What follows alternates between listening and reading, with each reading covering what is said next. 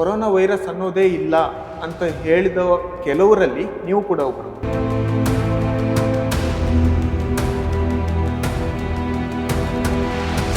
ನೋಡಿ, ಇದೊಂದು ಮರಣ ಮೃದಂಗವನ್ನು ಬಾರಿಸುವ ವೈರಸ್ ಅಂತ. ನಾನು ನಕ್ಕೊಂಡು ಹೇಳಿದೆ, ಅಮ್ಮ ನೀನು ಮೆಡಿಕಲ್ ಕಾಲೇಜ್ಗೆ ಹೋಗಿಲ್ಲ, ನಾನು ಮೆಡಿಕಲ್ ಕಾಲೇಜಿನ ಪ್ರೊಫೆಸರ್. ಇದು virus simple virus, upper respiratory virus. ನಾವು ಚಿಕ್ಕ ಹುಡುಗರಿಗೆ ನೆಗಡಿ ಕೆಮ್ಮು ಬರೋದು, ಆ ಟೈಮ್ನಾಗ ಗೊಣ್ಣೆ ಸುರಿಯೋದು, ಅಂದರೆ ಅಪ್ಪರ್ ರೆಸ್ಪಿರೇಟರಿ ವೈರಸ್ ಅಂತೀವಿ ನಾವು.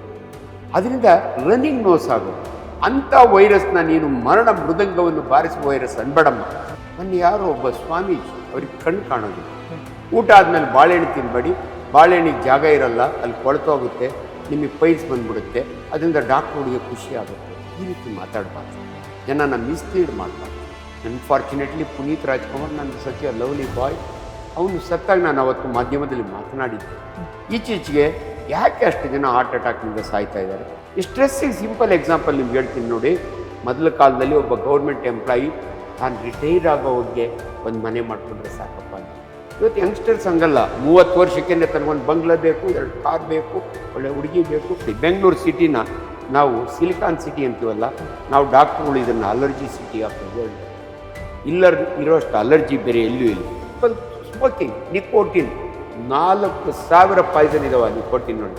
ಸೊ ಯಾರು ಸ್ಮೋಕ್ ಮಾಡ್ತಾನೋ 10 ವರ್ಷ 10 ಸಿಗರೇಟ್ ಸೇರಿದರೆ ಅವ್ನಿಗೊಂದು ಕ್ಯಾನ್ಸರ್ ಬಂದೇ ಬರುತ್ತೆ. Proved beyond love. ಅನೇಕ ಥರ ಕ್ಯಾನ್ಸರ್ಗಳಿದ್ದಾವೆ. ಅದರೊಳಗೆ ನಿಮಗೆ ಧೋತಿ ಕ್ಯಾನ್ಸರ್ ಅಂತ ಅಂದರೆ ನಿಮ್ಗೆ ಆಶ್ಚರ್ಯನೇ ಆಗ್ಬೋದು. ಧೋತಿ ಕ್ಯಾನ್ಸರ್, ಧೋತಿ ನಿಮ್ಗೆ ಅದಕ್ಕಿಂತ ಮಜಾ ಅಂದರೆ ನಮ್ಮ ಇಂಡಿಯನ್ ಕ್ರಿಕೆಟರ್ಸ್ ಆಸ್ಟ್ರೇಲಿಯಾಗೆ ಹೋದ ನೀವು ನೋಡಿರ್ಬೇಕು, ಪ್ರೊಟೆಕ್ಟಿವ್ ಕ್ರೀಮ್ ಹಾಕ್ಕೋತಾರೆ. ಯಾಕೆ ಹಾಕೋತಾರೆ ಅಂದರೆ ಆಸ್ಟ್ರೇಲಿಯಾದೊಳಗೆ sunlight is self is a carcinogen, ಸೂರ್ಯ ರಶ್ಮಿಯಿಂದ ಕ್ಯಾನ್ಸರ್ ಆಗುತ್ತೆ. An apple a day keeps a doctor away, ನಿಜ. ಬಟ್ ನಮ್ಮ ಸೌತ್ ಇಂಡಿಯಾದ ಫ್ರೂಟು ಚೇಪೆಕಾಯಿ, ಸೀಬೆಹಣ್ಣು. ಎ ಚೇಪೆಹಣ್ಣು a day can keep 6 doctors. ಅದು ಅಂತ ಭಾಳ ಬೋಲ್ಡಾಗಿ ಹೇಳಿದ್ದೀನಿ. ಒಂದು ಚೇಪೆಹಣ್ಣು 6 ಆ್ಯಪಲ್ಗೆ ಸಮಾನ.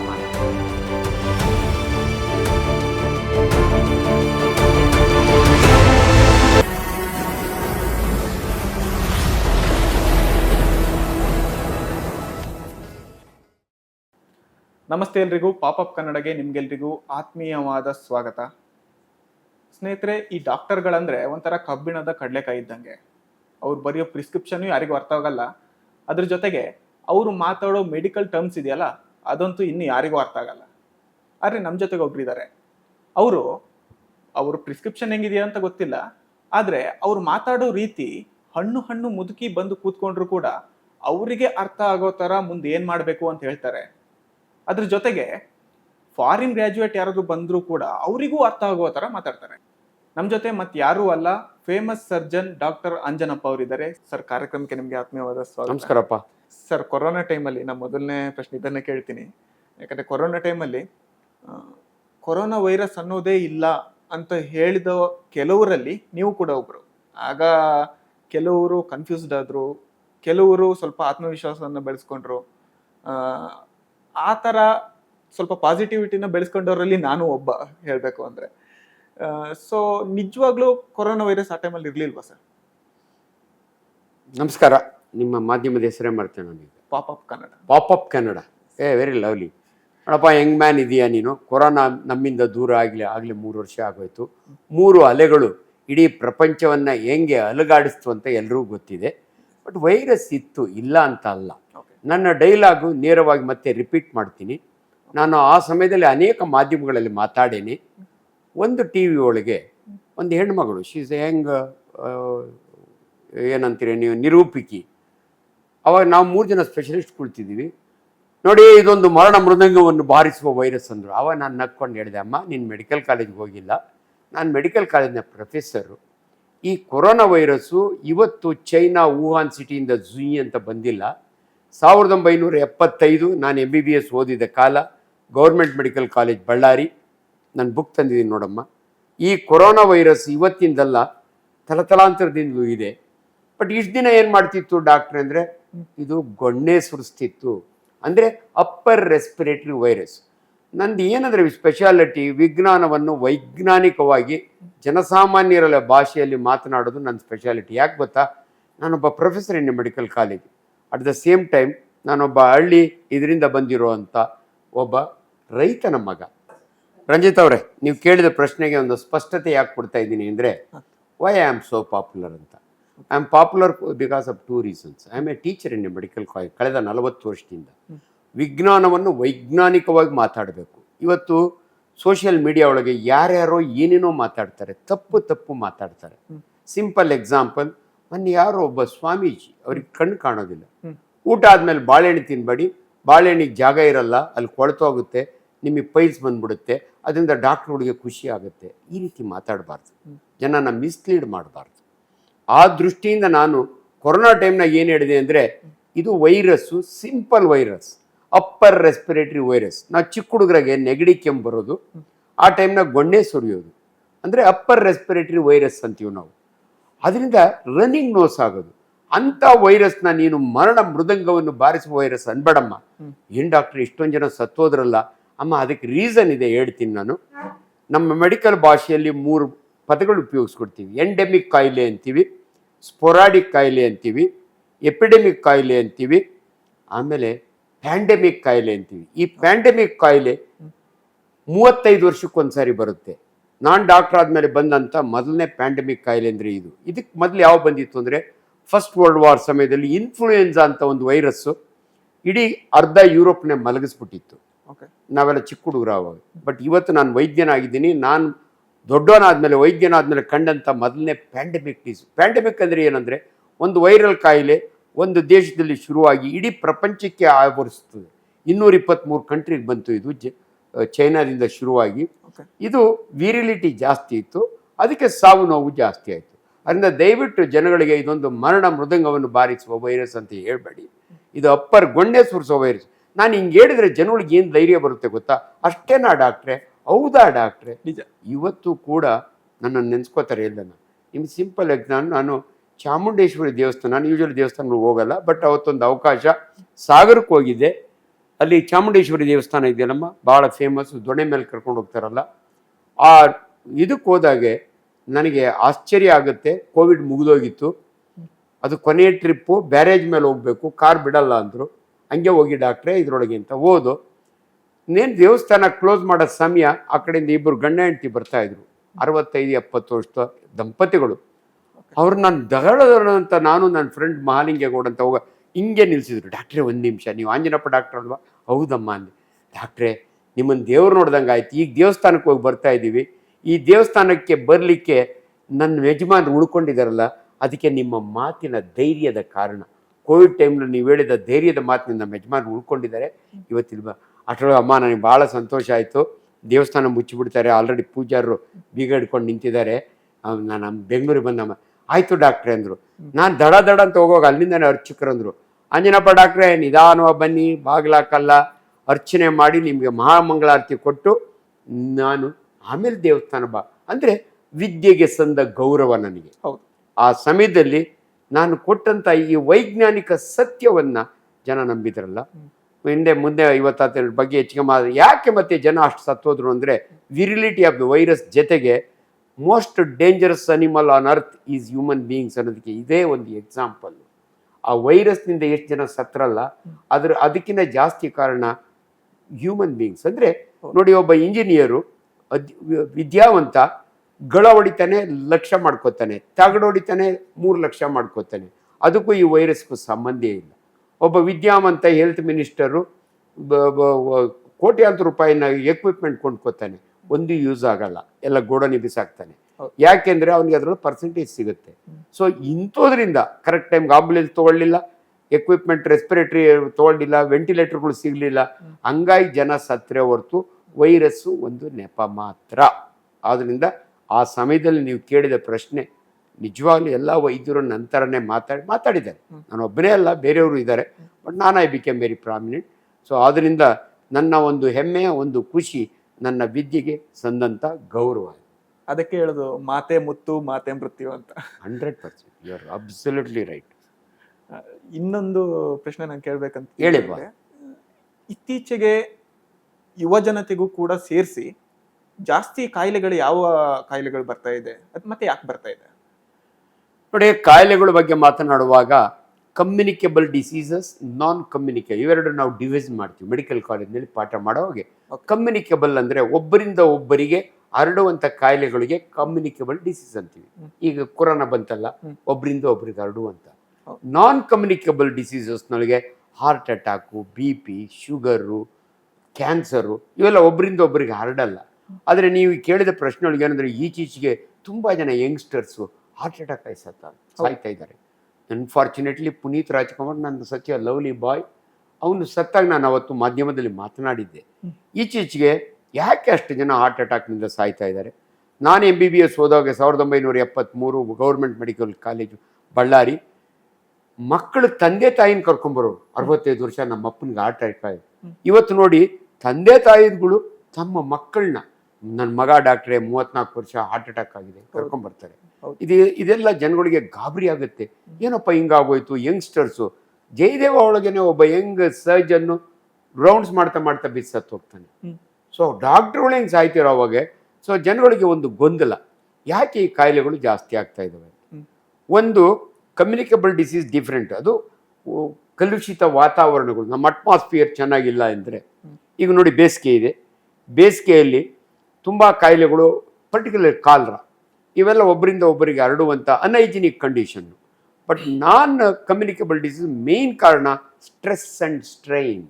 ಯಾರನ್ನ ಕೇಳಿದ್ರೆ ಯಾಕೆ ಜನಗಳು ಇಷ್ಟೊಂದು ಯಂಗ್ಸ್ಟರ್ಸ್ಗೆಲ್ಲ ಕಾಯಿಲೆ ಬರ್ತವೆ ಅಂದರೆ ಎಲ್ರಿಗೂ ಒಂದು ಆತಂಕ, ಸ್ಟ್ರೆಸ್ಸು. ಈ ಸ್ಟ್ರೆಸ್ಸಿಗೆ ಸಿಂಪಲ್ ಎಕ್ಸಾಂಪಲ್ ನಿಮ್ಗೆ ಹೇಳ್ತೀನಿ ನೋಡಿ.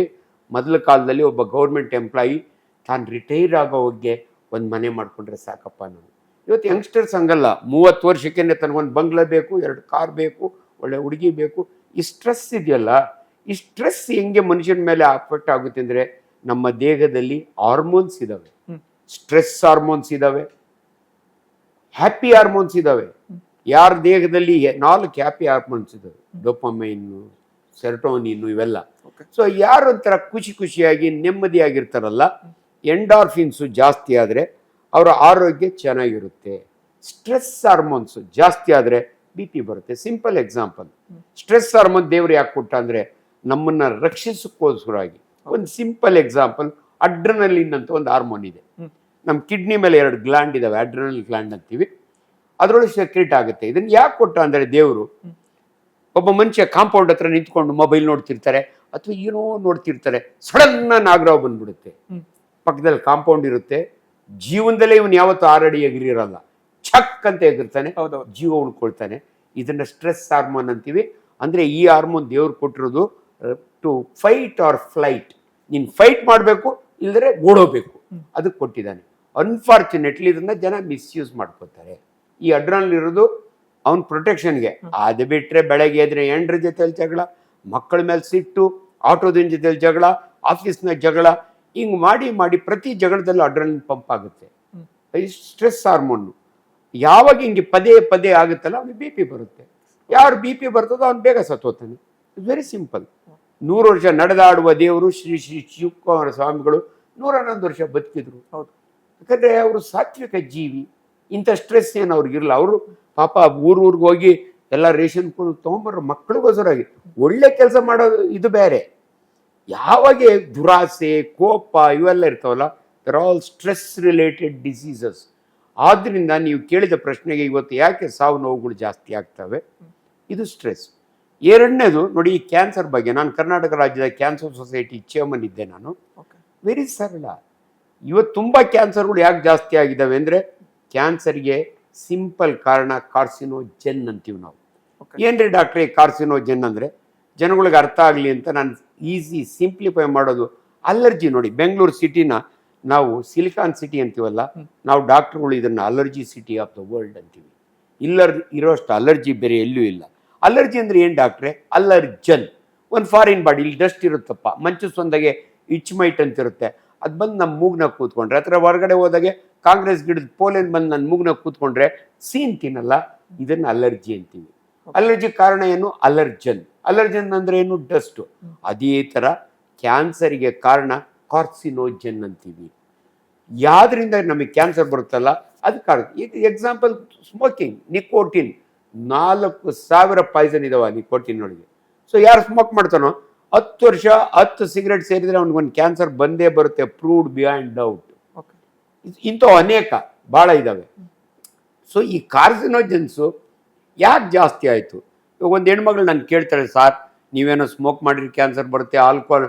ನಮ್ಮ ತಾತ ಸರ್ ದೈವ ಭಕ್ತ, ಯಾವತ್ತೂ ಏನು ಇದು ಮಾಡಿರಲಿಲ್ಲ, ಆದರೂ ಅವ್ರಿಗೆ ಪ್ಯಾಂಕ್ರಿಯಾಸ್ ಕ್ಯಾನ್ಸರ್ ಯಾಕೆ ಬಂತು ಅಂದರೆ, ಅಮ್ಮ ನಿಮ್ಮ ತಾತನ ತಪ್ಪಲ್ಲ, ಈ ಸಮಾಜದ ತಪ್ಪು. ಕಲಬೆರಕೆ ಎಣ್ಣೆ, ಕಲಬೆರಕೆ ಆಹಾರ ಅವ್ರಿಗೆ ಗೊತ್ತಿಲ್ಲದಂಗೆ ತಿಂದಿರ್ತಾರೆ. ಇವತ್ತು ನೋಡಿ, ನೀವು ಡೆಲ್ಲಿಗೆ ಹೋದರೆ ಇವರು ನಾನ್ ಸ್ಮೋಕರ್ ಇರ್ಬೋದು, ಆದರೆ ನೀವು ಒಂದಿನ ಓಡಾಡ್ಬಿಟ್ರೆ, ಒಂದು ದಿನಕ್ಕೆ 8 ಸಿಗರೇಟ್ ಸೇದಿದ್ರೆ ನಿಮ್ಮ ಲಂಗ್ಸ್ ಮೇಲೆ ಏನು ಎಫೆಕ್ಟ್ ಆಗುತ್ತಲ್ಲ, ಆ ಎಫೆಕ್ಟು ಅಟ್ಮಾಸ್ಫಿಯರಿಂದ ಆಗುತ್ತೆ. ಅದು ನಿಮ್ಮ ತಪ್ಪ? ಡೆಲ್ಲಿ ಒಳಗೆ ಪೊಲ್ಯೂಷನ್ ಯಾವ ಮಟ್ಟಕ್ಕೆ ಇದೆ ಅಂದರೆ ಅವ್ರ ತಪ್ಪಿಂದ ನಿಮಗೆ ಕ್ಯಾನ್ಸರ್ ಬರುತ್ತೆ. ಸೊ ಓವರ್ ಆಲ್ ಇವತ್ತು ಕ್ಯಾನ್ಸರ್ಸ್ ಯಾಕೆ ಜಾಸ್ತಿ ಆಗಿದೆ ಅಂದರೆ ಈ ಕಾರ್ಸಿನೋಜನ್ಸ್ ಜಾಸ್ತಿ ಆಗ್ಬಿಟ್ಟಿದೆ. ಜನಗಳಿಗೆ ಅರ್ಥ ಆಗಲಿ ಅಂತ ವಿಜ್ಞಾನವನ್ನು ನಾನು ಯಾಕೆ ಸರಳೀಕರಿಸ್ತೀನಿ ಅಂದರೆ, ನಿಮ್ಗೆ ಆಶ್ಚರ್ಯ ಆಗ್ಬೋದು, ಅನೇಕ ಥರ ಕ್ಯಾನ್ಸರ್ಗಳಿದ್ದಾವೆ. ಅದರೊಳಗೆ ನಿಮಗೆ ಧೋತಿ ಕ್ಯಾನ್ಸರ್ ಅಂತ ಅಂದರೆ ನಿಮ್ಗೆ ಆಶ್ಚರ್ಯನೇ ಆಗ್ಬೋದು. ಧೋತಿ ಕ್ಯಾನ್ಸರ್, ಧೋತಿ ಉಡೋರು ಯಾರು? ತಮಿಳ್ನಾಡಿಗೆ ಹೋದ್ರೆ ನೀವು ಪೊಲಿಟಿಷಿಯನ್ಸ್ ಎಲ್ಲ ಧೋತಿ ಉಟ್ಕೋತಾರೆ. ನಮ್ಮ ಕಡೆ ಹಳ್ಳಿ ಕಡೆ ಹೆಣ್ಮಕ್ಳು ಸೀರೆ ಉಟ್ಕೊಳ್ಳಲ್ಲ, ಬಾಳೆಕಾಯಿ ಅಂತ ಮಾಡೋರು, ಅದು ಗಟ್ಟಿಗಿರ್ಲಿ ಸೀರೆ. ಪಾಪ ಅವರೆಲ್ಲ ಹಳ್ಳಿ ಅಡಿಕೆ ಎಲ್ಲ ಎಳ್ಕೊಳ್ಳೋರಲ್ಲ, ಸೀರೆನ ಎಷ್ಟು ಗಟ್ಟಿ ಕಟ್ಟೋರು ಅಂದ್ರೆ ಏನು ಆಗ್ಬಾರ್ದು ದಾರಿಯಲ್ಲಿ ಅಂತ. ಇದು ಇರಿಟೇಟ್ ಮಾಡಿ ಮಾಡಿ ಚರ್ಮನ, ಅಲ್ಲಿ ಕ್ಯಾನ್ಸರ್ ಆಗುತ್ತೆ. ಸೊ ಕ್ಯಾನ್ಸರಿಗೆ ಕಾರಣ ಧೋತಿ ಗಂಟು, ಅದಕ್ಕೆ ಇದನ್ನು ನಾವು ಧೋತಿ ಕ್ಯಾನ್ಸರ್ ಅಂತೀವಿ. ಅದಕ್ಕೆ ನಾವು ಮಜಾ ಅಂದರೆ, ನೀವು ಕಾಶ್ಮೀರಕ್ಕೆ ಹೋದರೆ ಈಗೆಲ್ಲ ವಾರ್ಮರ್ಸ್ ಇದ್ದಾವೆ. ಕಾಶ್ಮೀರ ಚಳಿ ಎಲ್ರಿಗೂ ಗೊತ್ತು.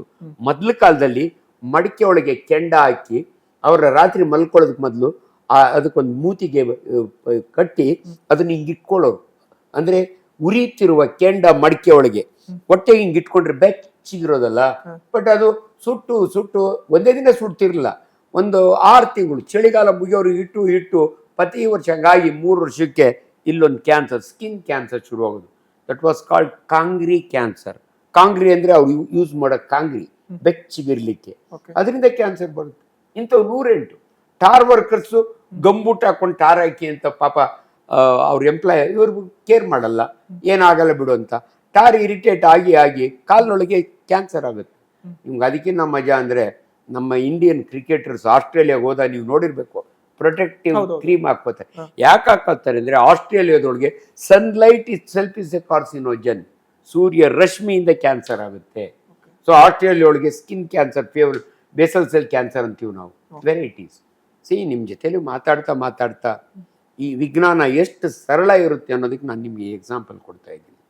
ಸೊ ಅದರಿಂದ ಇವತ್ತಿನ ಕಾಯಿಲೆಗಳಿಗೆ ಕಾರಣ ನಮ್ಮ ಸ್ವಂತ stress and strain, atmospheric pollution, ಕಲಬೆರಕೆಯ ಆಹಾರಗಳು, ಕಲಬೆರಕೆಯ ಕಲರ್ಗಳು, ಕಲಬೆರಕೆಯ ನೋಡಿ ಕ್ಯಾಂಡಿಗಳು ಮಕ್ಕಳಿಗೆ ಪಾಪ ಖುಷಿ ತಿಂತವೆ, ಅದರಿಂದ ಕ್ಯಾನ್ಸರ್ ಬರುತ್ತೆ. ಸೊ 108 ಕಾರಣಗಳಿರ್ತವೆ. ಅದರಿಂದ ಇವತ್ತಿನ ರೋಗಗಳಿಗೆ ಕಾರಣ ಅಲ್ಟಿಮೇಟ್ಲಿ ಮಾಡರ್ನೈಸೇಷನ್. ಆ್ಯಂಡ್ ಇನ್ನೊಂದು ಹೇಳ್ತೀನಿ, ಡಿಟೆಕ್ಷನ್ನು ಕೂಡ ಜಾಸ್ತಿ ಆಗಿದೆ. ನಾವು MBBS ಓದೋ ಕಾಲದಲ್ಲಿ ಅಲ್ಟ್ರಾಸೌಂಡ್ ಇರಲಿಲ್ಲ, CT ಸ್ಕ್ಯಾನ್ ಇರಲಿಲ್ಲ, MRI ಸ್ಕ್ಯಾನ್ ಇರಲಿಲ್ಲ. ಇವತ್ತು ನಾವು ಎಲ್ಲ ಇದೆ. ಒಂದು ಬ್ರೆಸ್ಟ್ ಕ್ಯಾನ್ಸರ್ ನನ್ನ ಕಾಲದಲ್ಲಿ ಅವ್ರದ್ದು ಸ್ಟೇಜ್ 4 ಆಗೋರು ನಮ್ಮ ಹತ್ರ ಬರ್ತಾ ಇರಲಿಲ್ಲ. ಇವತ್ತು ಸ್ಕ್ರೀನಿಂಗ್ ಮಾಡ್ತೀವಿ, ಎಲ್ಲ ಹೆಣ್ಮಕ್ಳಿಗೂ ಕಾಲೇಜ್ಗಳಿಗೂ ಟಾಕ್ ಕೊಡ್ತೀವಿ, ಸೆಲ್ಫ್ ಬ್ರೆಸ್ಟ್ ಎಕ್ಸಾಮಿನೇಷನ್. ಅಮ್ಮ ನೀವು ಸ್ನಾನ ಮಾಡೋವಾಗೆ ನಿಮ್ಮ ಬ್ರೆಸ್ಟ್ ನೀವೇ ಮಾಡೋ, ಏನೋ ಕಾಣಿಸ್ತು ಡಾಕ್ಟ್ರೆ, ನಮ್ಮ ಹತ್ರ ಬೇಗ ಬರ್ತಾರೆ. So early detection and cancer registry ಅಂತ ಇದೆ. ಇವತ್ತು ಕಿದ್ವಾಯಿಗೆ ಹೋಗಿ ಒಂದು ರಿಜಿಸ್ಟ್ರ್ ಮೇಂಟೈನ್ ಮಾಡ್ತಾರೆ. ದೊಡ್ಡಬಳ್ಳಾಪುರದ ಕಡೆಯಿಂದ ಎಷ್ಟು ಜನ ಎಲ್ಲಡಿಕೆ ಕಡ್ಡಿಪುಡಿ ಒತ್ತಲ್ಸ್ಕೊಂಡು ಚಿಕ್ಕ ಕ್ಯಾನ್ಸರ್ ಆಗಿದೆ, ರಿಜಿಸ್ಟ್ರಿ ಇರುತ್ತೆ. ಒಂದು 10 ಹಳ್ಳಿಗೆ ಅವ್ರನ್ನ ಕಳಿಸ್ತಾರೆ, ಸ್ಕ್ರೀನ್ ಮಾಡ್ತಾರೆ, ಕ್ಯಾನ್ಸರ್ ಡಿಟೆಕ್ಷನ್ ಮಾಡ್ತಾರೆ. ಇವತ್ತು ನಾವು ಎಷ್ಟೋ ಇಂಥ ಕ್ಯಾಂಪ್ಗಳು ಮಾಡ್ತೀವಿ, ಕ್ಯಾನ್ಸರ್ ಡಿಟೆಕ್ಷನ್ ಕ್ಯಾಂಪ್ ಅಂತ ಮಾಡ್ತೀವಿ. ಇವೆಲ್ಲವೂ ಕೂಡ ಜೀವನದಲ್ಲಿ ಇನ್ಫಾರ್ಮೇಷನ್. ನನಗೆಲ್ಲೋ ಒಂದು ಕಡೆ ನಿಮ್ಮ ಇದ್ರ ಹೆಸರೇ ಚೆನ್ನಾಗಿದೆಯಲ್ರಿ, ಚಾನಲ್ ಹೆಸರು ಪಾಪಪ್ ಕನ್ನಡನ, ವೆರಿ ಲವ್ಲಿ. ನಿಮ್ಮದು ಯಾಕೆ ನೀವು ಬೆಳಗ್ಗೆ ಮೇಡಮ್ ಹೇಳ್ದಾಗೆ ನಾನು ಒಪ್ಕೊಂಡೆ ಅಂದರೆ, ನಾನು ಈ ಭಾಷಣ ಹೊಡಿಬೋದು 100 ಜನಕ್ಕೆ, 1000 ಜನಕ್ಕೆ ಹೊಡಿಬೋದು ಒಂದು, ಆದರೆ ಇಡೀ ಪ್ರಪಂಚಕ್ಕೆ ತಲುಪಿಸುವ ಕೆಪಾಸಿಟಿ ಇರೋದು ನಿಮ್ಮ ಮಾಧ್ಯಮದವರಿಗೆ. ಅದರೊಳಗೆ ಈ ರೀತಿಯ ವಿಚಾರಗಳನ್ನ ಜನಸಾಮಾನ್ಯರು ತಿಳಿಸಿದರೆ ಎಲ್ಲೋ ಒಂದು ಕಡೆ ನನ್ನ ವಿದ್ಯೆಗೆ ಸಂದ ಗೌರವ ಅನಿಸುತ್ತೆ ನಮಗೆ. An apple a day keeps a doctor away. Apple ತಿಂದು ಹಾಲು ಕುಡಿತಿದೆ, ನಾನು ಕಾಫಿ ಕುಡಿತಿಲ್ಲ. ಯಾಕಂದರೆ ಕಾಫಿಯಿಂದ ಕ್ಯಾನ್ಸರ್ ಆಗುತ್ತಾ ಭಾಳ ಜನ ನಮ್ಗೆ ಕೇಳ್ತಾರೆ. ನನಗೆ ಭಾಳ ಪಾಪ್ಯುಲರ್ ನನ್ನ ಸ್ಟೇಟ್ಮೆಂಟ್ ಅಂದರೆ, ನಾನು ಹಳ್ಳಿ ರೈತನ ಮಗ, an apple a day keeps a doctor away ನಿಜ. ಬಟ್ ನಮ್ಮ ಸೌತ್ ಇಂಡಿಯಾದ ಫ್ರೂಟು ಚೇಪೆಕಾಯಿ, ಸೀಬೆಹಣ್ಣು. ಹೌದು. ಎ ಚೇಪೆಹಣ್ಣು a day can keep 6 doctors away. ನಾನು ಭಾಳ ಬೋಲ್ಡಾಗಿ ಹೇಳಿದ್ದೀನಿ, ಒಂದು ಚೇಪೆಹಣ್ಣು 6 ಆ್ಯಪಲ್ಗೆ ಸಮಾನ. ಇದು ಜನಗಳಿಗೆ ಗೊತ್ತಾಗಬೇಕು.